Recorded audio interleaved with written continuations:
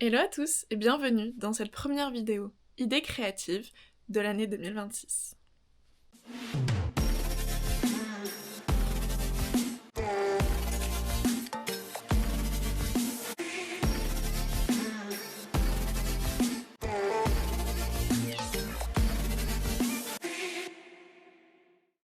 Cette vidéo idées créatives va être un petit peu particulière parce que je ne sais pas si vous avez déjà entendu parler du Make 9.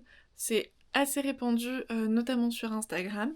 Et bien tout simplement, c'est ce que je vais vous présenter aujourd'hui, à savoir mon Make 9 en couture et en tricot. Concernant le Make 9, tout simplement, ce sont 9 projets, 9 idées que l'on aimerait réaliser au cours de l'année, et en l'occurrence 2026. Je vais commencer sans plus attendre par vous présenter mon Make 9 en couture. Donc pour mon Make 9 en couture, j'ai essayé de prendre des pièces assez différentes les unes des autres et de choisir 9 créatrices différentes. Donc sans plus tarder, le premier projet que j'ai mis sur ma liste, c'est la veste Carole de chez Maïli Paris. Alors c'est une veste que j'avais déjà mise dans mon Make 9 de 2025, malheureusement je n'ai pas pris le temps de la réaliser, mais là je suis assez motivée en ce début d'année, donc je me suis dit pourquoi pas, et bien tout simplement essayer de la réaliser. Pour cette pièce, j'ai déjà le patron, je l'avais acheté au CSF en 2024. Il me manque encore la doublure, j'ai quelques idées, comme par exemple un satin de coton dans les tons un petit peu beige-gris, un petit peu perle dans l'idée, parce que tout simplement, mon tissu extérieur c'est un lainage marron. Un lainage que j'ai acheté chez Toretto Tessuti, aussi en 2024, donc fin 2024, pendant le Black Friday. Et si je ne me trompe pas, il s'agit d'une laine bouillie. Je n'ai encore jamais travaillé le lainage, mais j'ai un cours sur artisan que j'avais acheté quand j'ai commencé à réfléchir à la couture de manteaux.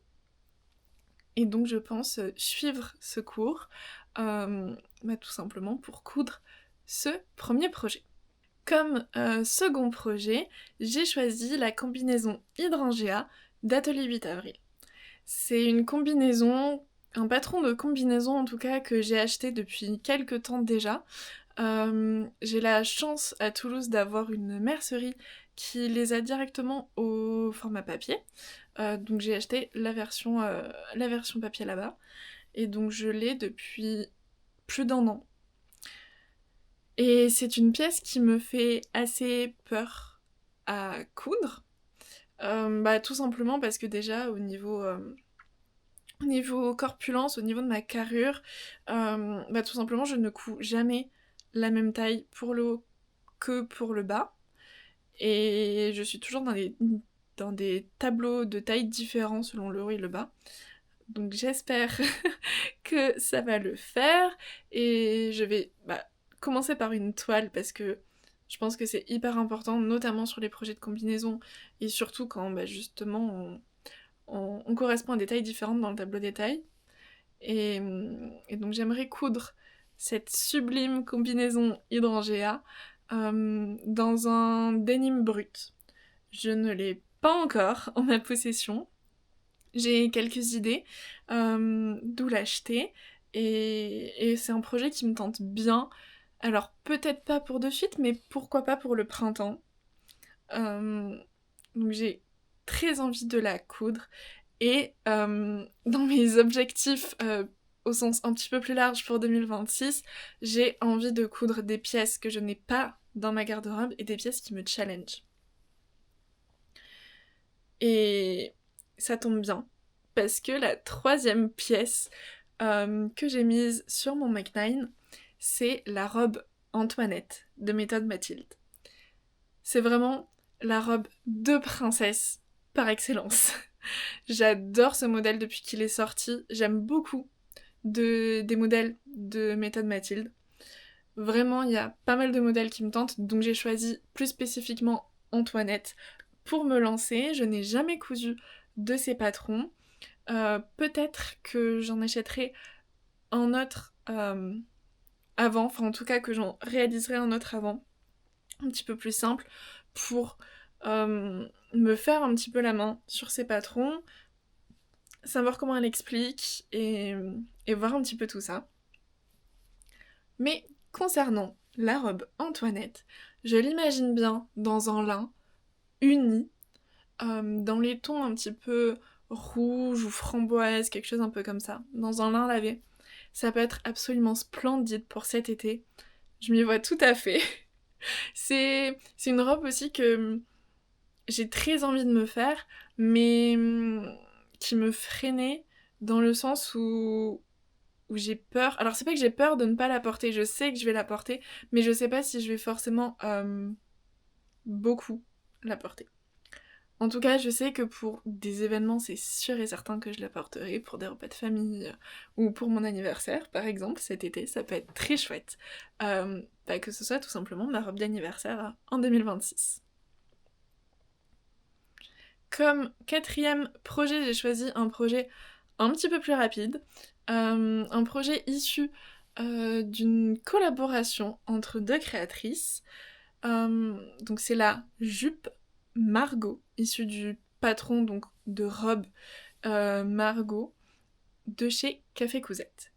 Donc ça a été créé en collaboration avec I Am Margot, qui est une couturière toulousaine avec qui je parle très souvent sur Instagram, qui est absolument adorable, et ça me tenait à cœur de la soutenir. J'avais très envie d'une petite jupe comme celle-ci depuis longtemps, donc avec une taille élastiquée et quelques basques, courtes cette fois-ci, parce que si vous vous souvenez, j'en ai déjà cousu une un petit peu dans le même style, mais très longue, avec beaucoup d'ampleur, que j'adore. Mais cette fois-ci, voilà, courte. Un petit peu, pour celles qui se souviennent de la jupe Bélis de chez Pretty Mercerie, c'est un petit peu la même idée. Et donc pour cette jupe, eh bien tout simplement, j'ai déjà un tissu en stock, une viscose, une jolie viscose fleurie, enfin fleurie, je crois plus exactement qu'en fait elle est très colorée, avec des motifs un petit peu arabesques, et certains me font penser à des fleurs. Donc voilà, elle est pas vraiment fleurie, mais dans l'idée, voilà, ce sont des tons assez autonomes, et je pense que je pourrais très très bien la porter ce printemps. Et j'ai envie depuis quelques temps de la coudre, à savoir que ce tissu-là, je l'ai acheté en début d'automne, je crois. Fin d'été en tout cas, c'est sûr. Dans une mercerie locale. Je sais pas si vous pourrez retrouver ce tissu-là. Mais en tout cas, je l'aime beaucoup et j'ai assez hâte de le coudre. C'est un petit coupon et je pense que ça va aller très très vite. Pour le projet suivant, si vous me suivez depuis un an, vous n'êtes pas sans savoir que sur mon Make 9 2025, il y avait aussi le pyjama Morphée de chez Super Bison. Et bien, il fait partie de mon Make 9 2026 parce que j'ai pas non plus pris le temps de le réaliser. C'est un projet qui me tente beaucoup, surtout pour cette fin d'hiver. On a des températures bien froides en ce moment à Toulouse, et donc je pense que c'est vraiment le projet idéal en ce moment.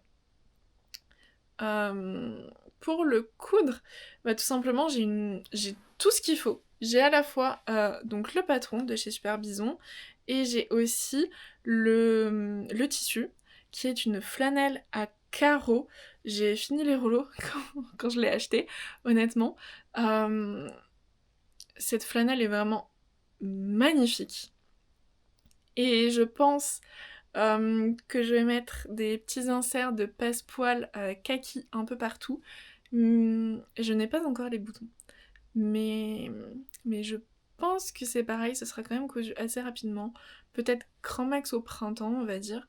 Mais dans tous les cas, un pyjama, ça sert toujours. Pour continuer sur ma lancée des basiques, comme j'ai commencé cet été avec des petits hauts en jersey, cette fois-ci j'aimerais me coudre une chemise blanche. Le basique par excellence. Pour cette chemise blanche, j'ai choisi le patron Camille de Jolie Lab. C'est un patron que j'ai déjà aussi dans ma patron tech, que je n'ai encore jamais cousu, qui est plutôt bien fini parce que je l'ai déjà feuilleté. Tout est en couture rabattue et a priori j'ai plusieurs retours de personnes qui l'ont cousu comme quoi ça s'est super bien passé. Donc ça me donne très envie de me lancer sur cette chemise là, à savoir que la dernière chemise blanche, enfin que la dernière chemise que j'ai cousue c'était une chemise blanche dans un coton lavé, mais j'étais pas très satisfaite du patron que j'ai utilisé, j'ai dû le reprendre et bon, je la mets toujours cette chemise là, mais ça tire un petit peu, c'est assez disgracieux, donc voilà. J'ai envie de prendre ma revanche et cette fois-ci de la coudre dans un tissu avec un petit peu plus de structure, un peu esprit chemise figarée pour celles qui ont la référence. Et j'ai envie de la faire dans un tissu Oxford de chez Atelier Brunette, donc le Oxford blanc, et de mettre des jolis petits boutons en nacre. À savoir que mon copain a aussi très envie d'une chemise blanche, étant donné que, d'après le patron encore une fois, c'est une chemise qui tombe assez droit et qui est légèrement oversize, je pense qu'il pourrait rentrer dans la gamme de taille, donc à voir. Je vais sûrement réaliser une toile pour lui, et moi je vais me lancer à corps perdu dans une première réalisation. Je sais pas encore dans quelle taille je vais la couper, est-ce que je fais la taille qui est indiquée par rapport à mes mensurations, ou est-ce que je choisis de sous-tailler? Je sais pas encore, mais on verra. Et si ça se passe aussi bien que je l'espère, et bien tout simplement, ça ne sera pas la dernière. Et pour continuer un petit peu sur cet uniforme de travail, on va dire, j'ai très envie du pantalon Henri de chez Liz Taylor.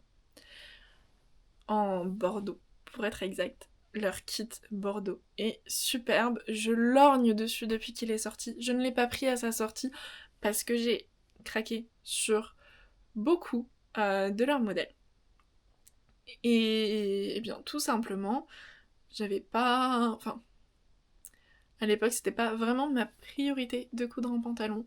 Là, j'ai quand même besoin de pantalons, j'ai envie de pantalons un peu fun, un peu colorés, que je peux facilement associer avec le reste de ma garde-robe.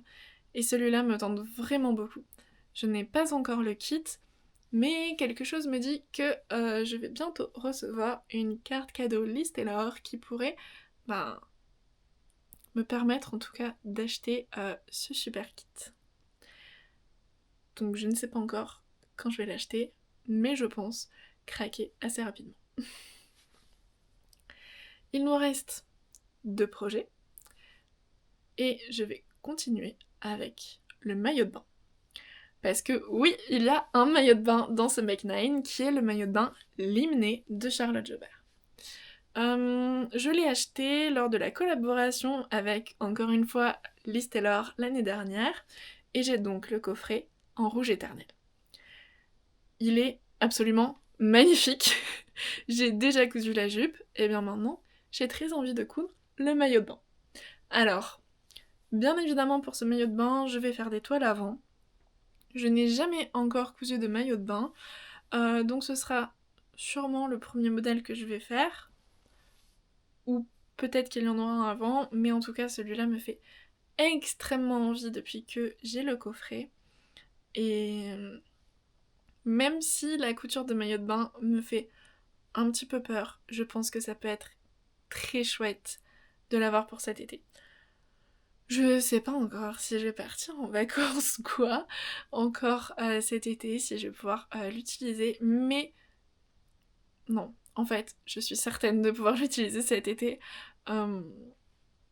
Et voilà, j'en ai juste super envie. Et au pire des cas, je le mettrai comme en body et ça sera très bien. Et donc pour le dernier projet, et pas des moindres concernant la couture, il s'agit de la robe Rosalie de Maison Fauve, parce que je ne pouvais pas ne pas inclure Maison Fauve dans mon Make 9. J'ai pris ce patron-là à sa sortie. Il a fait littéralement fureur cet été. Je crois que tout le monde l'a acheté, ou presque. Et j'ai complètement craqué parce que c'est le genre de robe que j'adore porter. Et je ne l'ai toujours pas cousu. Je ne l'ai toujours pas cousu parce que je voulais que ce soit ma robe d'anniversaire et j'ai pas eu le temps avant mon anniversaire tout simplement de me mettre à la coudre. Donc là, j'ai très envie de la coudre et de la voir, pourquoi pas, ce printemps, ça serait très très chouette. Niveau tissu, j'ai le tissu Abstract Rose en bleu, donc qui est exactement le tissu dans lequel elle a présenté. J'ai eu un énorme coup de cœur lors de la présentation pour vraiment le modèle, le tissu, tout, c'était sublime. Et du coup j'ai tout pris. Voilà, j'ai tout ce qu'il me faut et j'ai juste à passer derrière la machine à coudre.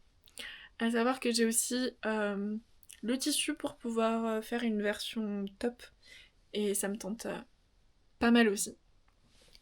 Donc j'avais très envie de finir ce Make 9 sur Maison Fauve, qui est vraiment une de mes marques, je pense, favorites de patrons. Ce sont des patrons qui sont vraiment travaillés, toujours très élégants, et qui, je trouve, sont bien coupés, même si parfois j'ai eu quelques désagréments, comme avec mon pantalon récif, où au final j'ai dû retoucher pour que ce soit vraiment à ma taille, et où j'aurais mieux fait de prendre la taille en dessous.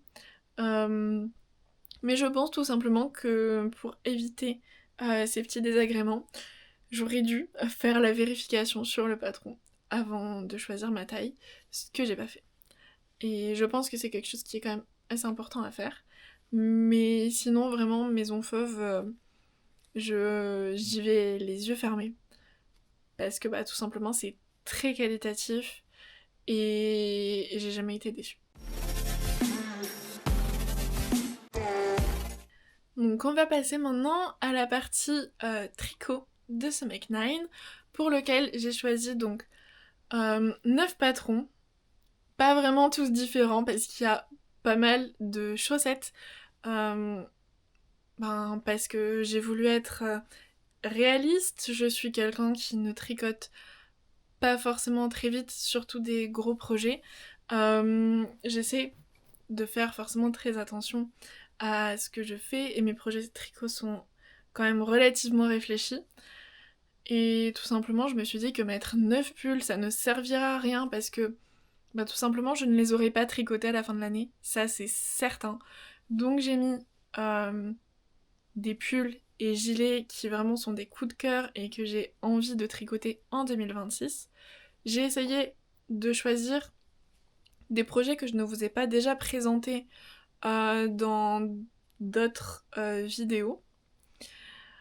Et bien tout simplement, le reste des projets, c'est des chaussettes, parce que j'ai très envie de me lancer justement dans le tricot des chaussettes.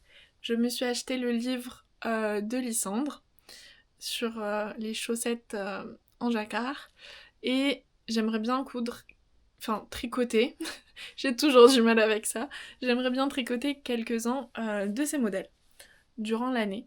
Alors pas tous, parce que tout simplement ce ne sont pas tous des coups de cœur.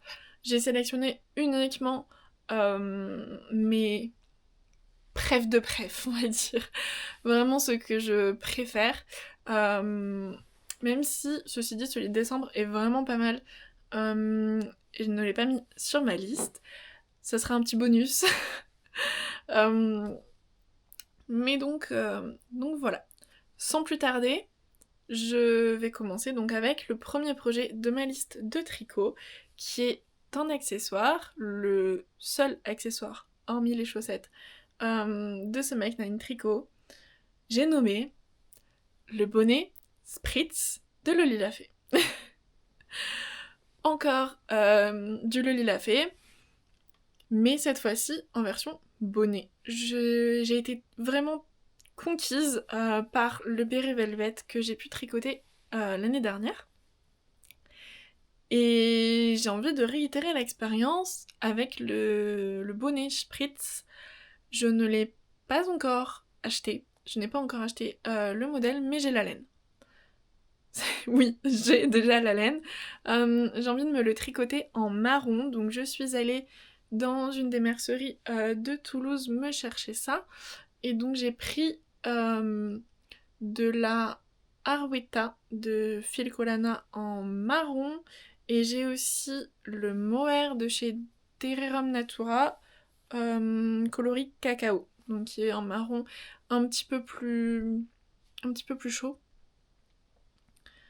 Oui, un petit peu plus clair en tout cas que le Merino de Filcolana.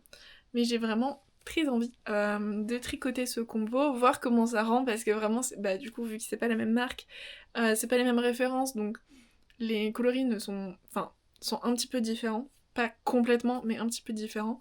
Donc j'ai très envie de voir ce que donne l'association Tricoter Ensemble.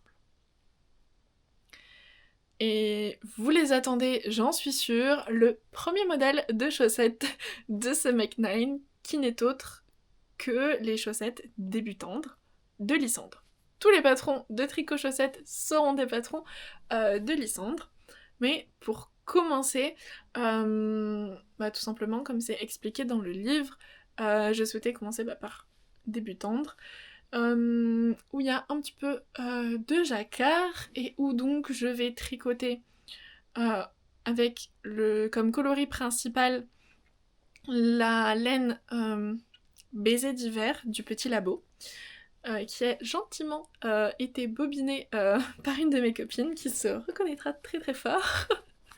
Parce que je n'ai pas de bobinoir et bon, je sais pas trop faire pour le moment, donc je lui ai laissé la main là-dessus cette fois-ci. Peut-être que je ferai les prochains, on verra. Mais en tout cas, voilà, je vais le tricoter dans baiser d'hiver pour le coloris principal et comme contrastant pour le jacquard, je ne suis pas encore décidée.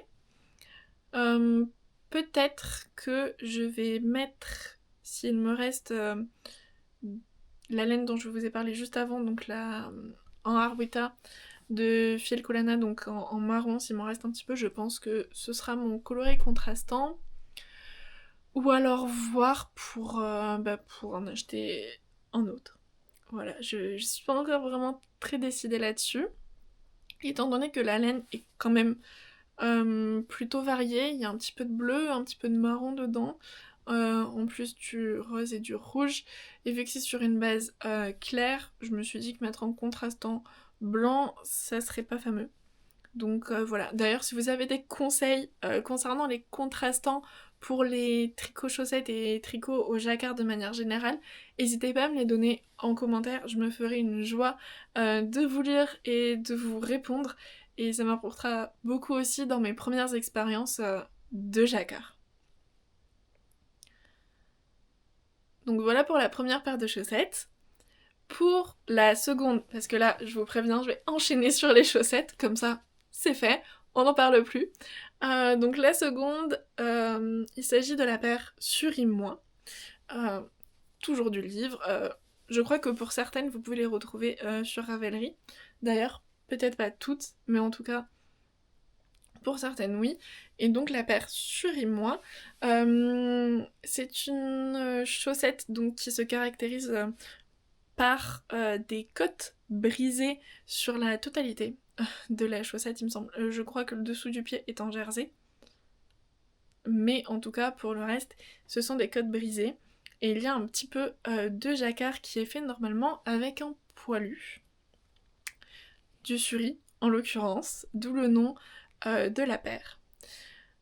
Pour ma part, je vais tricoter encore une fois cette paire dans un coloris du Petit Labo, qui est le coloris azur.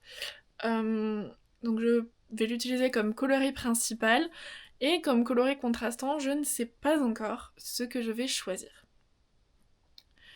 En parlant, je me suis dit peut-être du blanc.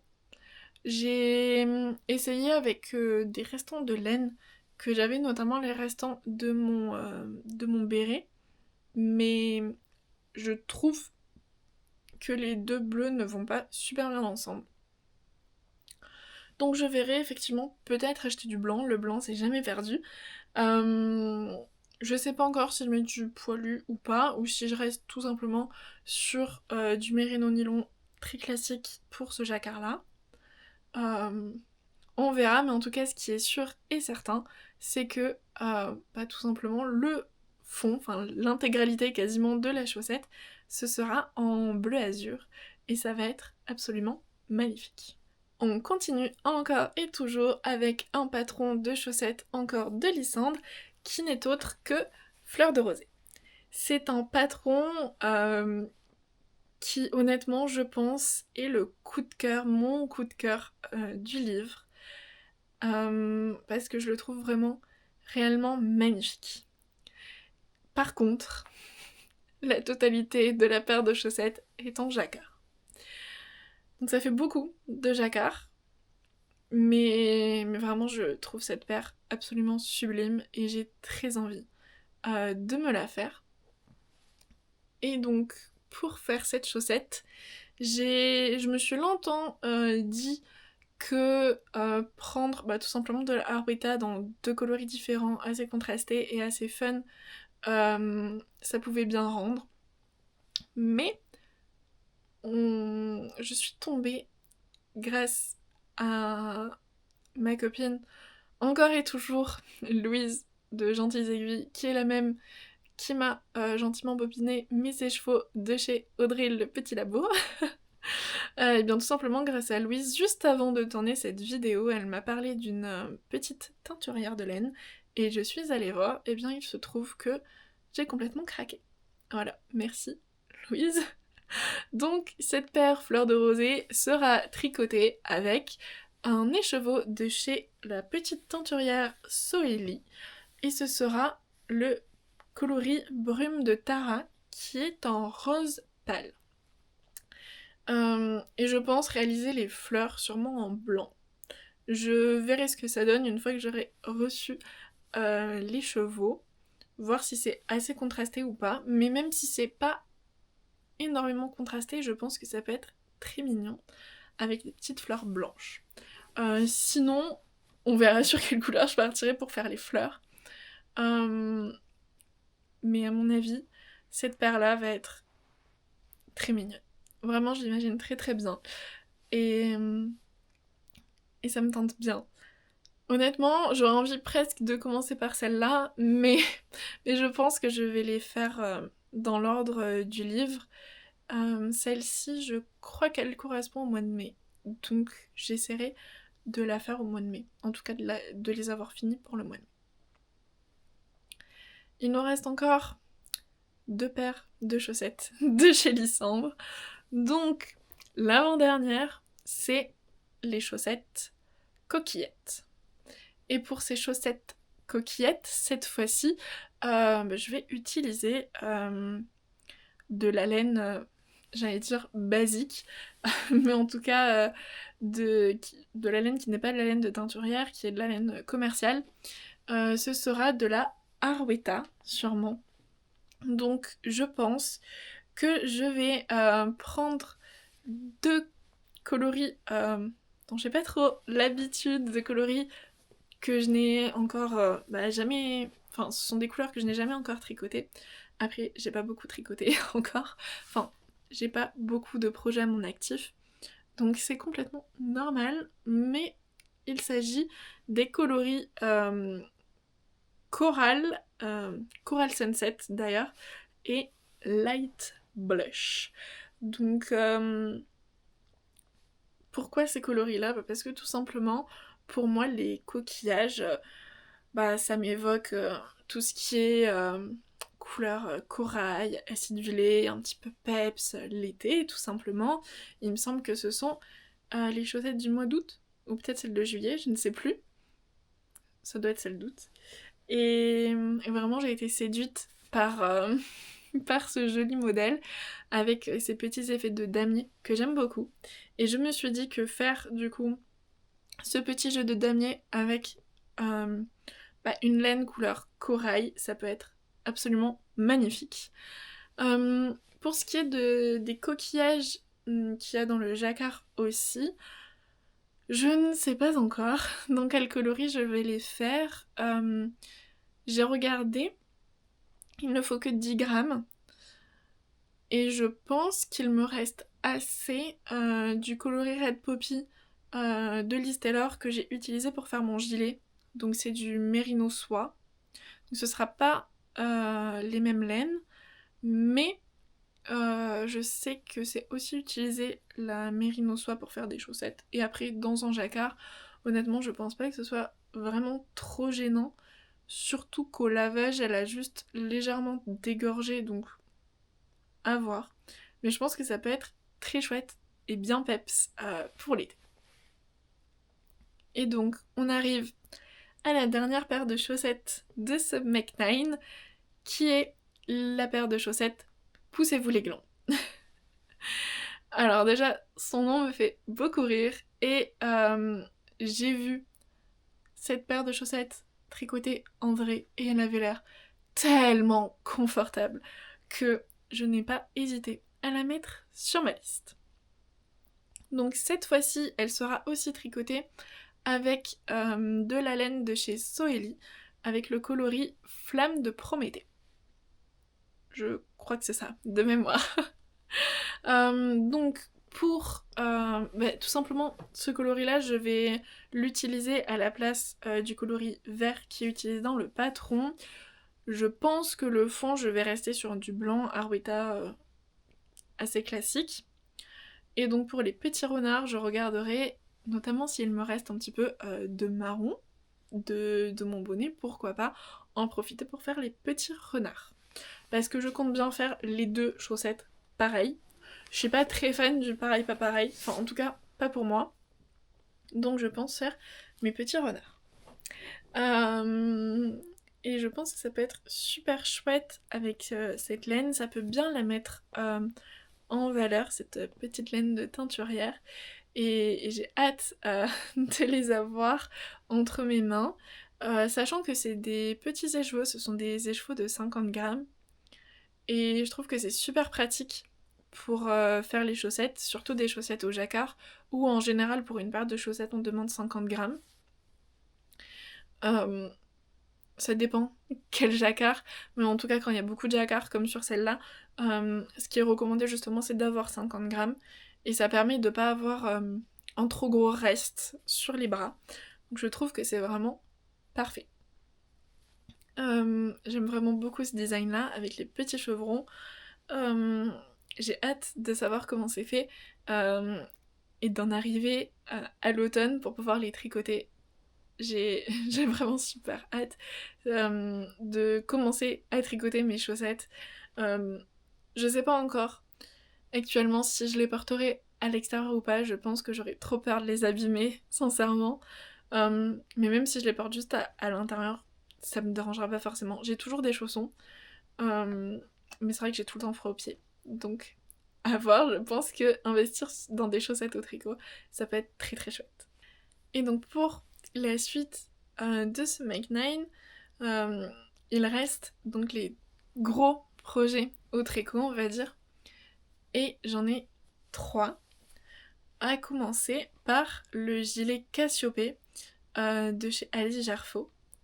Je n'ai pas encore acheté le patron, mais j'en ai très envie. Et je suis tombée sur le mérino et soie couleur prune de chez Liz Taylor qui est absolument sublime. Et j'ai eu très envie de me faire un gilet en mérino et soie. Mohair et soie, pardon. Je dis mérino soie depuis tout à l'heure, mais j'en ai déjà en mérino soie. Non, en mohair et soie. Vraiment en poilu comme ça peut être super super chouette. Et j'ai très hâte. Je pense que ça va vraiment mettre cette couleur en valeur. Et il y a aussi de la dentelle sur les manches, c'est absolument sublime. Je n'ai pas encore tricoté de dentelle, mais ce patron-là en tout cas, avec cette dentelle, me donne très envie. J'ai regardé pas mal les réalisations sur Ravelry, j'ai longtemps hésité pour ce modèle-là, parce que je trouve que le modèle de base est assez oversize, mais j'ai vu que Alice Gerfaux, avec exactement le même échantillon, du moins si ça a été bien renseigné, avec le même échantillon en fait, a tricoté deux pulls complètement différents. Donc le premier c'est celui qui est présenté qui est en rose fuchsia, que je trouve assez loose, mais il y en a un autre qu'elle a tricoté pour son mariage, une taille en dessous. Et que je trouve qu'il tombe mieux. Enfin en tout cas qu'au niveau du tombé, il fait moins loose et je pense que j'ai aussi. Enfin, j'ai envie d'un gilet un petit peu comme ça. Alors, vu que ça va être en mohair et soie, je sais pas si je peux vraiment le porter sans rien en dessous. Mais en tout cas, ça me dérangerait que vraiment le premier bouton soit en dessous de la poitrine. Je trouve que c'est pas hyper flatteur. Après, ce n'est que mon avis. Si vous l'avez déjà tricoté ce modèle-là, n'hésitez pas à me dire ce que vous avez fait par rapport à ce qui est recommandé, par rapport aux recommandations. Parce que je trouve que l'aisance demandée est absolument énorme. Même si honnêtement je ferais à peu près la même taille. Je pense que en fait, je correspondrai, d'après le tableau des tailles, à la taille qu'a tricoté Alice Gerfaux sur le modèle qui est présenté en rose. Donc je pense, enfin c'est pour ça qu'aussi je pense faire comme elle sur le gilet qu'elle a tricoté pour son mariage en blanc et sous-taillé d'une taille pour le même échantillon. Je pense que ça peut être super chouette. Ensuite je vais vous parler du pull Caroline de chez Fildar. Si vous avez vu ma dernière vidéo, je crois que j'en ai un petit peu parlé. C'est un pull c'est un modèle de pull qui est dans un livre que j'ai. J'ai tout ce qu'il faut. Et je pense le tricoter donc avec le... Je vais le tricoter même d'ailleurs avec le fil recommandé qui est le Merino 3.5 et j'ai choisi le coloris Grenat qui est en rouge un peu bordeaux, qui est vraiment très très beau. Ça va mettre un petit peu de couleur dans cet hiver et je pense que ça va être le prochain projet qui va monter sur mes aiguilles. Il est assez technique pour moi dans le sens où il y a des torsades et je n'en ai jamais fait. Et de mémoire, c'est un point de blé ou point de riz. Et c'est pareil, j'en ai jamais fait non plus. Bon, alors après, les points sont un petit peu composés. Si j'ai tout bien suivi en tricot en tout cas, tous les points sont majoritairement composés de points droits ou de points envers. Donc ça devrait aller. Mais il faut que j'ai la mécanique pour faire ce point là. Le résultat est très très beau, en tout cas sur le livre, et j'aimerais bien avoir mon petit pull bien chaud avec mes torsades un petit peu rouge bordeaux, ça peut être très chouette. J'ai la laine depuis un petit moment. Normalement j'en ai assez, j'avais même pris une pelote de plus parce que je savais pas trop quelle taille faire et j'étais un peu entre deux tailles. Donc j'ai une pelote en plus qui n'est pas du même bain que j'ai un peu mise de côté. Mais sinon pour tout le reste, eh bien, il n'y a plus qu'à. Il n'y a plus qu'à sur ce projet-là. Et si je le monte comme prévu, une fois que j'ai fini mes projets actuels, eh bien vous allez sûrement bientôt le voir sur mes vidéos tricot. Et donc on peut maintenant tout simplement passer au dernier projet tricot de mon Mac9, qui est le Majorelle Cardigan d'Atelier Emily. Donc c'est un gilet que j'ai acheté, un patron de gilet que j'ai acheté le mois dernier, parce qu'Atelier Amélie a fait des promotions pour les fêtes. Et j'avais plusieurs de ces modèles dans le viseur, dont le Majorelle cardigan et le pull aussi du même nom. J'ai acheté les deux. Je n'ai pas su me décider, j'ai acheté les deux. Et là, j'ai énormément hésité sur le coloris. Vu que c'est un gilet qui est assez simple, c'est du jersey, il y a quelques torsettes du coup qui suivent le raglan et qui continuent le long du buste sous les manches. Et bien vu que c'est un pull, ou un gilet, en l'occurrence ici un gilet, vu que j'ai choisi le cardigan, je voulais choisir une laine que ce gilet-là mettrait en avant. Et j'aurais bien aimé le faire avec de la laine de teinturière. J'ai eu envie de beaucoup de coloris complètement différents. J'ai dû, au bout d'un moment, me raisonner parce que je pense que j'aurais pu faire 15 pulls, 15 Majorelle cardigan avec toutes mes idées. Et puis voilà. Donc, j'ai choisi le coloris de chez Arcoiris, qui est le coloris Beau Bâton. C'est un bleu clair, absolument magnifique. Enfin, en tout cas, moi, il me plaît beaucoup. Je me suis dit, j'avais très envie depuis longtemps d'un pull bleu clair comme ça. Et je me suis dit que c'était l'occasion, après avoir tergiversé sur une bonne dizaine de coloris différents, que ce soit sur le site d'Arcoiris ou chez Lana Mouret ou d'autres, j'en oublie forcément. Je suis passée par du rose, par du rouge, par du violet, par vraiment toutes les couleurs possibles et imaginables. J'étais même partie, je crois, sur du bleu foncé, et je me suis dit, bleu foncé, ok, mais j'ai déjà un pull qui est bleu foncé, alors avec du jacquard, c'est un pull du commerce.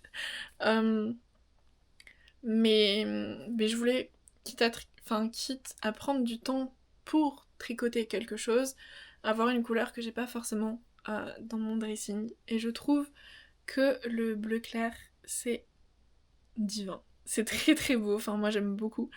Donc je me suis arrêtée sur le coloris Beau Bâton. À savoir que ce pull se tricote en double avec un fil de mohair. Malheureusement, le coloris Beau Bâton en mohair est épuisé, mais étant donné que la laine de teinturière ça a quand même un coût, même si elle est absolument magnifique et que j'en doute pas, je pense que pour le mohair, je vais prendre un mohair du commerce. Je pense aussi qu'en faisant ça, ça va venir potentiellement lisser les différences de coloris entre les différents écheveaux. N'hésitez pas à me dire en commentaire si je dis absolument des bêtises. Hein. Je suis complètement débutante là-dessus, j'ai pas encore tricoté de laine de teinturière, donc n'hésitez pas à me dire avant que je fasse une grosse bêtise. Mais en tout cas, je pense que ça lissera un petit peu le coloris, sans forcément l'atténuer. Tout dépendra de la couleur que je vais prendre, et j'hésite entre un blanc, mais j'ai peur que ça fasse très clair, ou un bleu pâle qui reste dans ces tons-là. Et j'aimerais bien tester, en profiter en tout cas pour tester une marque que je ne connais pas, qui est Majogarn, dont j'entends beaucoup parler. Et apparemment leur mohair est de très bonne qualité. Donc je me suis dit que ça pouvait être l'occasion pour tester cette marque-là. Par contre, je crois qu'elle n'est pas disponible à Toulouse, dans les merceries à Toulouse, à moins que je me trompe, mais sinon je commanderai sur internet, c'est pas bien grave. Donc voilà, et je n'ai pas encore commandé la laine pour ce cardigan, je n'ai que le patron, mais je pense le faire très très rapidement. Et voilà, c'en est tout pour mon Make 9 2026, que ce soit en couture ou en tricot. J'espère que vous avez passé un bon moment devant cette vidéo. N'hésitez pas à vous abonner pour suivre mes aventures, que ce soit ici ou sur mon compte Instagram, ou même sur mon Ravelry pour les tricoteuses. Normalement, je mets toujours mes projets à jour. N'hésitez pas non plus à me dire en commentaire quels sont vos projets ou vos idées pour 2026 et si certains des projets, des idées que j'ai partagées sont partagés justement ensemble ou pas du tout. Et sur ce, je vais vous laisser. Eh bien, tout dépend à quel moment vous regardez cette vidéo, mais je vous souhaite de passer une belle journée ou une belle soirée. Et nous, on se retrouve très très vite dans une prochaine vidéo. Salut!